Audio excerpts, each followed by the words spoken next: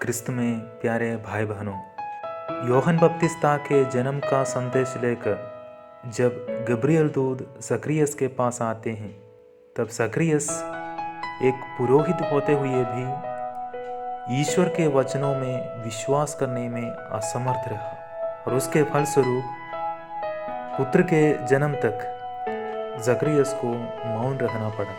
वह मौन ज़करियस के लिए एक सजा से ज़्यादा एक शिक्षा थी, जिसे वह अपने पुत्र यूहन्ना के लिए ईश्वर की इच्छा को जान सके, ईश्वर के पद्धति को जान सके और वह अपने पुत्र के जन्म तक मौन रहते हुए ईश्वर से बातें किया और ईश्वर की इच्छाओं को जान लिया। और यूहन्ना के जन्म के बाद ईश्वर को धन्यवाद देते हुए अपने पुत्र के जीवन का मकसद के बारे में वह कहता है, बालक तू सर्वोच्च ईश्वर का नबी कहलाएगा और प्रभु का अग्रदूत बनेगा। हम जानते हैं यूहन्ना बपतिस्ता निर्जन प्रदेश में रहा करता था और उनका तपस्यामय जीवन उनके लिए ईश्वरीय इच्छा को पहचानने और जीवन का मकसद जानने का एक मौका था।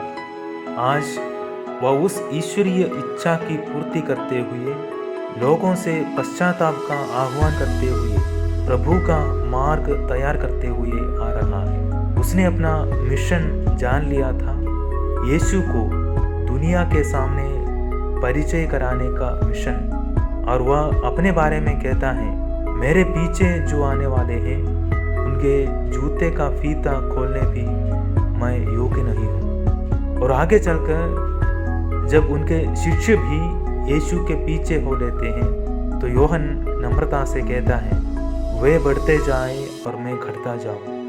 प्यारे भाई बहनों, हम सभी को ईश्वर से एक मिशन मिला है, यीशु को उनके वचनों को दूसरों को देने का एक मिशन। और प्रार्थना द्वारा तपस्यामय जीवन द्वारा सौंपा गया उस मिशन को जानना और उसे पूरा करना हमारा फर्ज है, चाहे हमारा जीवन भी उसके लिए देना पड़े। प्यारे भाई बहनों, क्रिसमस की तैयारी के इन दिनों में प्रार्थना और तपस्या में हमारे लिए ईश्वर की इच्छा को जानने और उसके अनुसार जीवन बिताने की कोशिश हम करें, ताकि यीशु हमारे जीवन में भी जन्म ले सके और हम यीशु को दूसरों को दे सके। हम प्रार्थना करें।